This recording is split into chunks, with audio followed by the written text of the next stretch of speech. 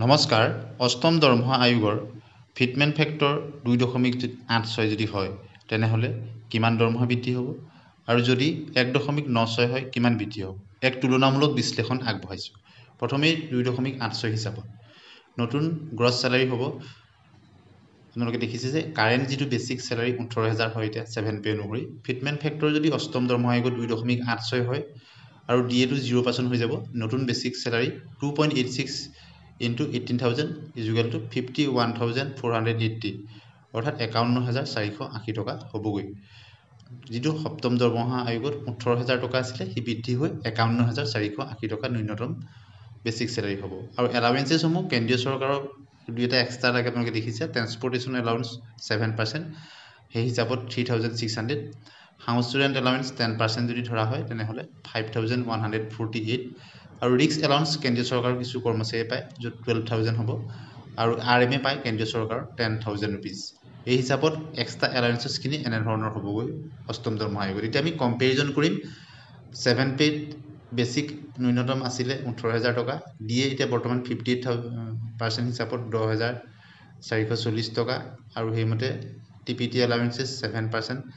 1,260 HRA 10% 1,800 Risk allowance 10,000 ঠিক আছে RMA 8,000 total 49,500 7 pay অনুযায়ী অষ্টম দৰমহা আয়োগত এটো হ'বগৈ বেসিক পে 51,480 টকা ডিএ 0% হৈ যাব টিপিটি allowance 7% হলে 3,600 মুঠ হ'বগৈ এই সকলো যোগ কৰি 82,228 টকা এইচাৰ এটা 10% থাকিব 5,148 টকা ৰিস্ক এলাউন্স 12,000 টকা একে থাকিব মেডিকেল এলাউন্স বা RMA যেটো কেন্দ্ৰীয় চৰকাৰ পায় 10,000 টোটাল অষ্টম দৰমহা আয়োগত 82,228 টকা ডিফাৰেন্সটো আপোনালোকে দেখিছে ইমান হ'বগৈ আৰু এৰিয়াৰ 18 মাহৰ পৰা 24 মাহৰ ভিতৰত হয় যেহেতু যদি 18 মাহৰ এৰিয়াৰ পায় এই হিচাপত 5,94,000 টকা পাব 18 মাহৰ এৰিয়াৰ পায় আৰু যদি 24 মাহলৈকে বৃদ্ধি হৈ যায়গে 24 মাহৰ পিছত যদি ইমপ্লিমেন্ট হয় তেতিয়াহলে 7,92,000 টকা এৰিয়াৰ হিচাপত পাব আৰু ডিফাৰেন্স আপোনালোকে দেখিছে 33,000 গতিকে 2.86 হ'ব বুলি বহুতেই কৈ আছে সেই হিচাপত আপোনালোকক এৰিয়াৰ পৰ্যন্ত আপোনালোকক দেখালো ইয়াৰ পিছত আমি পৰৱৰ্তী বহুতে 1.96 হ'ব পাৰে বুলি কৈ আছে বিশেষজ্ঞসকলে সেই হিচাপতো আমি আপোনালোকক ক্যালকুলেশন কৰি দেখাম 8 পে কমিশনৰ স্যালাৰি কম্পেৰিজন ওল্ড স্যালাৰি কিমান আছিল আৰু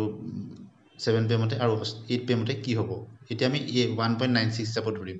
ওল্ড স্যালাৰি বিফৰ 8 পে হলে আপোনালোকৰ পেমেন্ট হিচাপত 14,000 গ্ৰেড পে আমি 5,600 ধৰিছো গ্ৰেড পে অৱশ্যে বিভিন্ন ধৰণৰ বিভিন্ন থাকে 5,600 থাকে 7,400 থাকে 8,600 থাকে এনেদৰে বেলেগ বেলেগ থাকে আৰু বেসিকটো আপোনালোকে দেখিছে এই হিচাপত আমি 5,600 টো গ্ৰেড পে ধৰি লৈছো payment 14,000 grade pay 5,600 basic pay হ'ব 19,600 টকা ডিএ 58% 11,368 টকা এইচাৰে বৰ্তমান 7% 1,183 টকা বৰ্তমান 7 পে অনুযায়ী ইমানখিনি পায় কম্পোনেন্টস বিলাক আপোনালোকে নিশ্চয় দেখিছে 7 পে অনুযায়ী যিখিনি এটা পাই আছে আৰু আমি 8 পে 1.96 হিচাপত ক্যালকুলেট কৰি আপোনালোকক দেখাম আপোনালোকে দেখিছে 58% হিচাপত আৰু গ্ৰছ হৈ গৈ 32,151 টকা যদি গ্ৰেড পে 5,600 হয় আৰু আপোনালোকে সেই হিচাপত গ্ৰেড পেটো নিজৰ হিচাপত আপোনালোকে জানি কিমান পায় গতিকে অষ্টম দৰমহা আয়োগত যদি 1.96 ফিটমেন্ট ফেক্টৰ হয় তেনেহলে কিমান হ'ব হেতু আমি আপোনালোকক ক্যালকুলেট কৰি দেখাম ভিডিওটো অৱশ্যে কিছু দীঘলীয়া হৈছে কিন্তু আপোনালোকে ধৈৰ্য সহকাৰে চাব এটা পেমেন্ট অনুযায়ী আপোনালোকে সব 1.96 ফিটমেন্ট ফেক্টৰ পূৰণ কৰি দিয়া মাত্ৰ পেমেন্টটো হ'বগৈ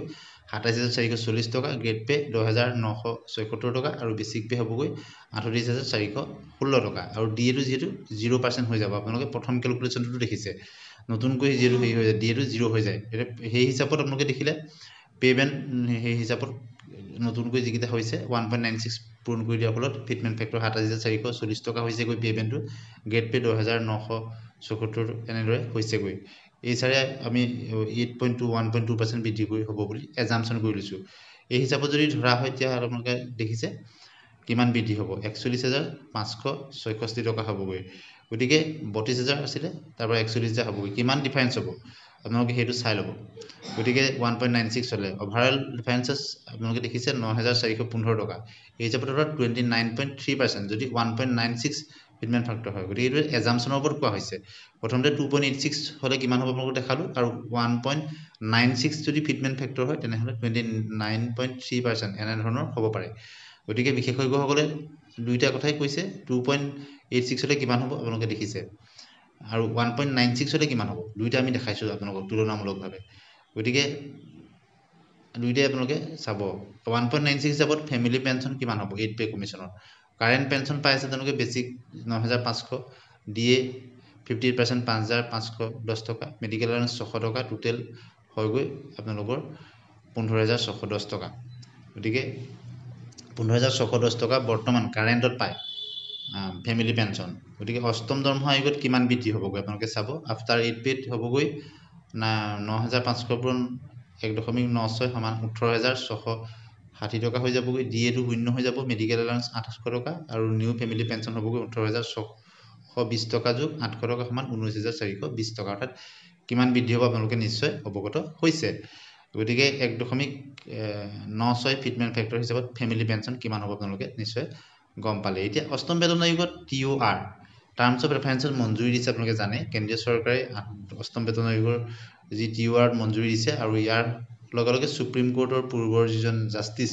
ৰঞ্জনা প্ৰকাশ দেশাইক চেয়াৰপাৰসন হিচাপে দিয়া হৈছে আৰু দুজন সদস্যকো দিছে আৰু 18 মাহৰ ভিতৰত চৰকাৰক তেওঁলোকৰ ৰিপৰ্টসমূহ দাখিল কৰিব এই কথা আপোনালোকে অৱগত হৈছে গতিকে বহুতে আশা কৰিছে যে জাষ্টিস ৰঞ্জনা প্ৰকাশ দেশাই যথেষ্ট অভিজ্ঞ মহিলা আৰু তেওঁৰ পৰা আশা কৰিছে কৰ্মচাৰীসকলে পেঞ্চনাৰসকলে